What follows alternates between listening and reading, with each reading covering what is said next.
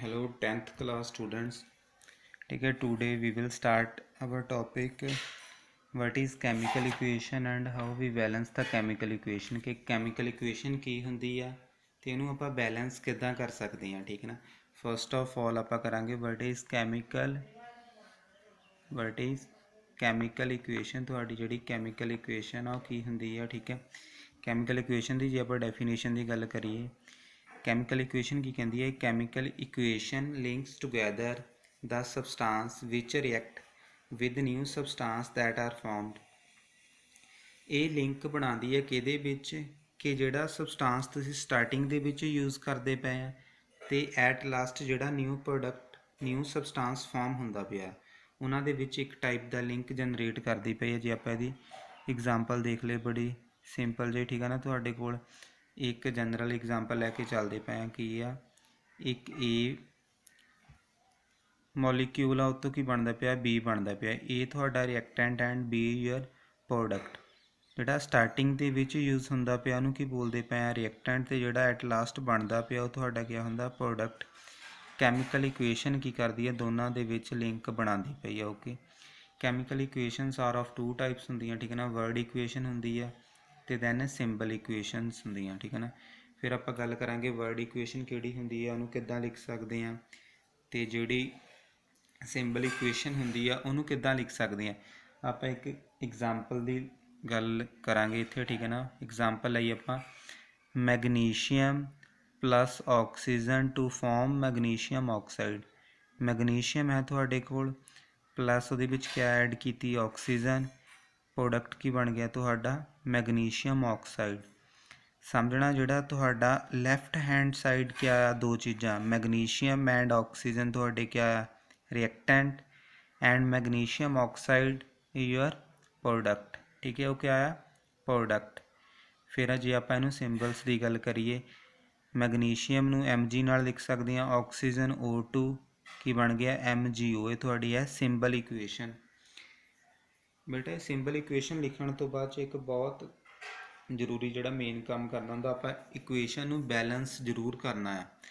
Balance ਕਰਨ ਲਈ ਤੁਸੀਂ ਦੇਖਣਾ ਕਿ ਨੰਬਰ ਆਫ ਐਟਮਸ ਹਰ ਐਲੀਮੈਂਟ ਦੇ reactant and product side same ਹਨ ਜਾਂ ਨਹੀਂ ਹਨ, ਠੀਕ ਹੈ। ਜੇ ਆਪਾਂ ਇਹਦੀ ਗੱਲ ਕਰੀਏ, ਮੈਗਨੀਸ਼ੀਅਮ ਪਲੱਸ ਆਕਸੀਜਨ ਕੀ ਬਣਦਾ ਪਿਆ? MgO।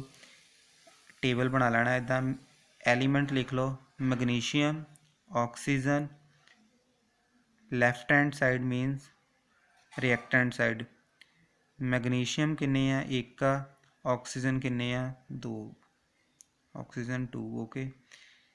ਤੇ ਪ੍ਰੋਡਕਟ ਸਾਈਡ ਜਾਂ right hand side magnesium 1, oxygen 1। ਕੀ ਇਹ ਬੈਲੈਂਸਡ ਹੈ? ਇਹ ਅਨਬੈਲੈਂਸਡ ਕੈਮੀਕਲ ਇਕੁਏਸ਼ਨ ਆ। ਇਹਨੂੰ ਬੈਲੈਂਸ ਕਰਨ ਲਈ 10th ਦੇ ਅਕੋਰਡਿੰਗ ਆਪਾਂ ਹਿੱਟ ਐਂਡ ਟ੍ਰਾਇਲ ਮੈਥਡ ਲਾਣਾ ਹੈ। ਹਿੱਟ ਐਂਡ ਟ੍ਰਾਇਲ ਮੀਨਸ ਤੀਰ ਤੁੱਕਾ ਮੈਥਡ, ਠੀਕ ਹੈ ਨਾ। ਦਿਮਾਗ ਲਗਾਉਣਾ, ਤੀਰ ਤੁੱਕਾ ਮਾਰਨਾ। ਜੇ ਹੋਣੀ ਚਾਹੀਦੀ ਹੈ ਬੈਲੈਂਸ, ਠੀਕ ਹੈ ਨਾ। ਨਹੀਂ ਹੋ ਗਈ ਤਾਂ ਆਪਾਂ ਸੋਚਣਾ ਹੀ ਨਹੀਂਗਾ। ਬੇਟਾ ਇੱਧਰ ਦੇਖੋ, ਇੱਧਰ ਆਕਸੀਜਨ ਕਿੰਨੀਆਂ ਆ? 2। ਉਸ ਸਾਈਡ ਕਿੰਨੀ ਆ? ਆਕਸੀਜਨ 1। ਉਹਦੇ ਵਿੱਚ ਹੀ ਨਹੀਂ ਬੈਲੈਂਸ ਕਰਨਾ, ਫਿਰ ਕਨਫਿਊਜ਼ ਹੋਣਾ। ਦੁਬਾਰਾ ਲਿਖੋ magnesium plus O2, it farms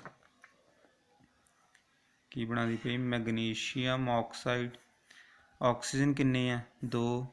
ਇੱਧਰ ਆਕਸੀਜਨ 2 ਕਰਨ ਲਈ ਪੂਰੀ ਇਕੁਏਸ਼ਨ ਨੂੰ 2 ਨਾਲ ਮਲਟੀਪਲਾਈ ਕਰ ਦਿਓ। ਇਹਦਾ ਮਤਲਬ 2 magnesium, 2 magnesium and 2 oxygen atoms. Okay. ਇੱਧਰ ਕਿੰਨੇ ਆਕਸੀਜਨ ਐਟਮ ਹੋ ਗਏ? 2। ਤੇ ਇੱਧਰ ਆਕਸੀਜਨ ਬੈਲੈਂਸ ਹੋ ਗਈ। ਮੈਗਨੀਸ਼ੀਅਮ ਕਿੰਨੇ ਹੋ ਗਏ ਇਸ ਸਾਈਡ? 2। ਇੱਧਰ ਮੈਗਨੀਸ਼ੀਅਮ ਕਿੰਨੇ ਆ? 1। ਇਹਨੂੰ 2 ਨਾਲ ਮਲਟੀਪਲਾਈ ਕਰ ਦਿਓ। ਤੁਹਾਡੀ ਮੈਗਨੀਸ਼ੀਅਮ ਵੀ ਕੀ ਹੋ ਗਈ? ਬੈਲੈਂਸ ਹੋ ਗਈ, ਠੀਕ ਹੈ ਨਾ। ਇਹਨੂੰ ਆਪਾਂ ਬੋਲਾਂਗੇ ਬੈਲੈਂਸਡ ਕੈਮੀਕਲ ਇਕੁਏਸ਼ਨ, ਠੀਕ ਹੈ ਨਾ। ਬੈਲੈਂਸਡ। ਓਕੇ। ਇਹ ਤੁਹਾਡੀ ਕਿਆ ਸੀ? ਅਨਬੈਲੈਂਸਡ। ਫਿਰ ਆਪਾਂ ਅੱਗੇ ਇੱਕ ਹੋਰ ਐਗਜ਼ਾਮਪਲ ਲੈਣੇ ਪਏ ਹਾਂ, ਮੈਗਨੀਸ਼ੀਅਮ। ਐਗਜ਼ਾਮਪਲ ਧਿਆਨ ਨਾਲ ਦੇਖਿਓ। ਕਿਆ ਵਰਡ ਇਕੁਏਸ਼ਨ ਦੇ ਵਿੱਚ ਲਿਖੀ ਹੋਈ ਹੈ magnesium plus hydrochloric acid, it forms magnesium chloride plus hydrogen. First of all you have to write symbol equation magnesium Mg, hydrochloric acid HCl, magnesium chloride according to 9th class MgCl2 hydrogen means H2। ਬੇਟਾ ਇਹ ਤੁਹਾਨੂੰ ਫਾਰਮੂਲੇਸ ਯਾਦ ਹੋਣੇ ਚਾਹੀਦੇ ਆ। 9th ਦਾ chapter ਧਿਆਨ ਨਾਲ ਕਰਿਓ, ਨਹੀਂ ਤਾਂ ਦੁਬਾਰਾ ਇੱਕ ਵਾਰੀ ਰਿਵਾਈਜ਼।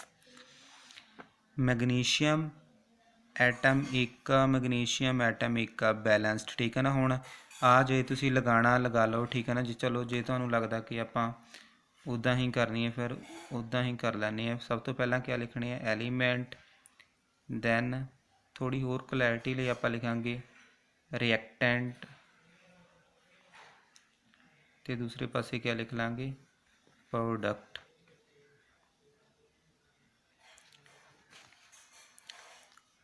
ਐਲੀਮੈਂਟਸ ਕਿਹੜੇ ਕਿਹੜੇ ਆ? Magnesium, hydrogen and chlorine. Magnesium ਕਿੰਨੇ ਆ? ਰਿਐਕਟੈਂਟ ਸਾਈਡ ਇੱਕ ਆ, ਹਾਈਡਰੋਜਨ ਇੱਕ ਆ, ਹਾਈਡਰੋਜਨ ਇੱਕ ਆ, ਕਲੋਰਾਈਡ ਵੀ ਇੱਕ ਆ। ਓਕੇ। ਪ੍ਰੋਡਕਟ ਸਾਈਡ ਮੈਗਨੀਸ਼ੀਅਮ ਕਿੰਨੇ ਆ? ਇੱਕ ਆ, ਬੈਲੈਂਸਡ ਆ। ਕਲੋਰਾਈਡ ਕਿੰਨੇ ਆ? 2। ਹਾਈਡਰੋਜਨ ਕਿੰਨੇ ਆ? 2। ਇਹ ਹੈਗੀ ਆ ਅਨਬੈਲੈਂਸਡ ਕੈਮੀਕਲ ਇਕੁਏਸ਼ਨ। ਇਹਨੂੰ ਤੁਸੀਂ ਹੁਣ ਬੈਲੈਂਸ ਕਰਨਾ। ਬੈਲੈਂਸ ਕਿੱਦਾਂ ਕਰਨਾ ਆ? ਧਿਆਨ ਨਾਲ ਦੇਖਿਓ। ਫਿਰ ਇੱਧਰ ਕਿੰਨੇ ਆ? ਕਲੋਰਾਈਡ 2 ਆ। ਫੁੱਲੀ ਇਹਨੂੰ ਚੀਜ਼ ਨੂੰ 2 ਨਾਲ ਮਲਟੀਪਲਾਈ ਕਰ ਦਿਓ। ਇੱਥੇ ਕਿਆ ਹੋ ਗਿਆ? 2 ਕਲੋਰਾਈਡ ਹੋ ਗਿਆ। ਮੀਨਸ ਸਾਡੇ ਜਿਹੜੇ ਕਲੋਰਾਈਡ ਆ ਬੈਲੈਂਸ ਹੋ ਗਿਆ। ਇੱਥੇ 2 ਬਣਾ ਦਿਓ, ਹੋ ਗਏ ਬੈਲੈਂਸਡ। ਅਤੇ ਹੁਣ ਹਾਈਡਰੋਜਨ ਇੱਧਰ ਕਿੰਨੇ ਆ? 2। ਇੱਧਰ ਵੀ ਕਿੰਨੇ ਹਾਈਡਰੋਜਨ ਹੋ ਗਏ? 2।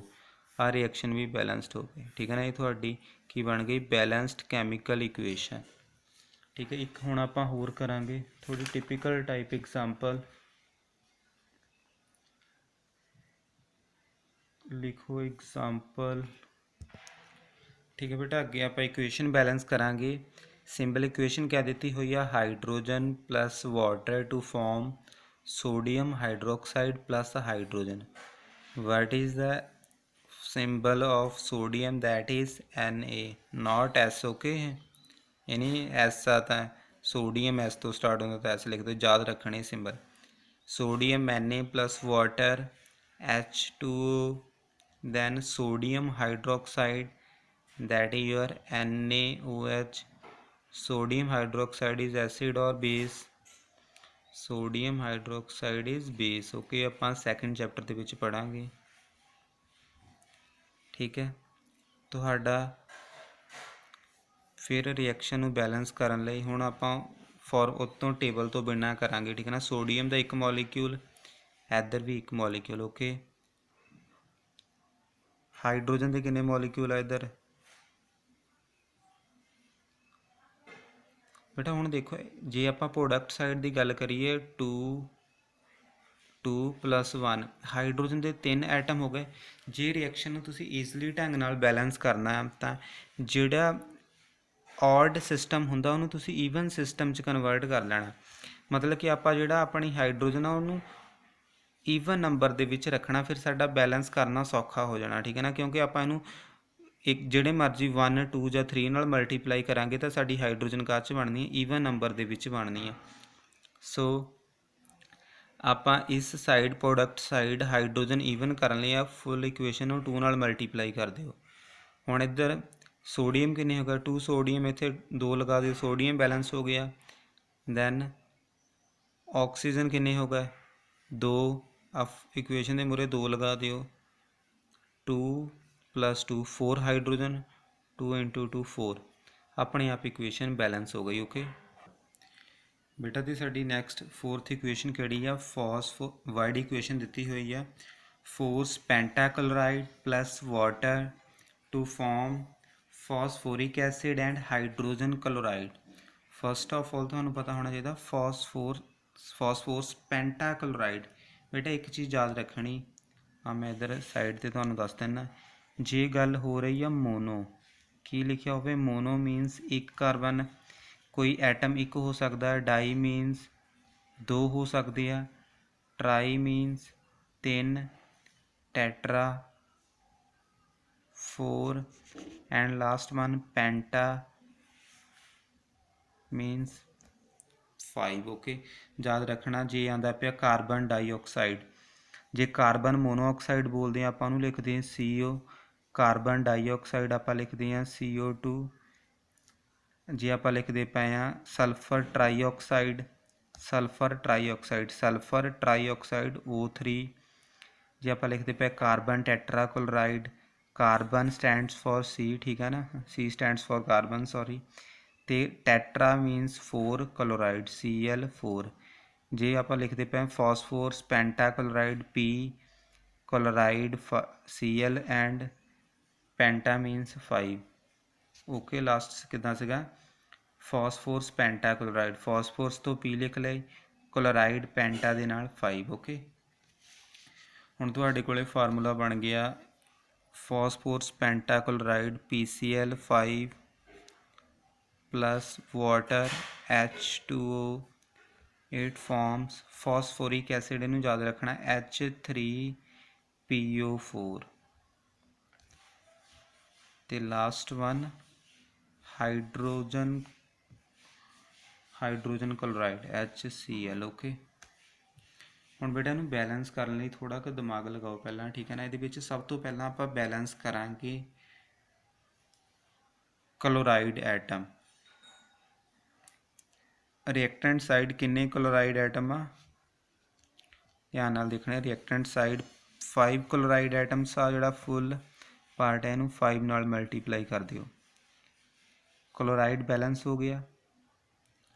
आफ्टर दैट हुण देखो ऑक्सीजन किन्ने आ, जे आप इधर ऑक्सीजन की गल करिए ऑक्सीजन किन्ने हो गए 4 ऑक्सीजन आ, इधर किन्ने आ 1 ऑक्सीजन आ, इनू सारे इक्वेशन किन्ने नाल मल्टीप्लाई कर देवांगे 4 दे नाल। 4 ऑक्सीजन भी इदा लिख लिया करो, क्लोराइड सब तो पहला बैलेंस किए 5 हो गए क्लोराइड बैलेंस, ठीक है। फिर उस तो बाद ऑक्सीजन आप लिखिए, ऑक्सीजन के किन्ने सीगे ऑक्सीजन के 4 एटम सीगे, इधर 4 नाल मल्टीप्लाई करता ऑक्सीजन बैलेंस, फॉस्फोरस इधर भी एक इधर भी एक वो भी बैलेंसड, ठीक है। तो लास्ट वन इज हाइड्रोजन 4 2 का 8 हाइड्रोजन इधर हो गया, ठीक है। तो इधर किन्ने हो गए 3 + 5 8 इधर हो गए, मतलब कि हाइड्रोजन भी बैलेंसड हो गए। ये तो सी बैलेंसिंग ऑफ कैमिकल इक्वेशनस, ये होर एग्जाम्पल्स ट्राई कर लो बेटा।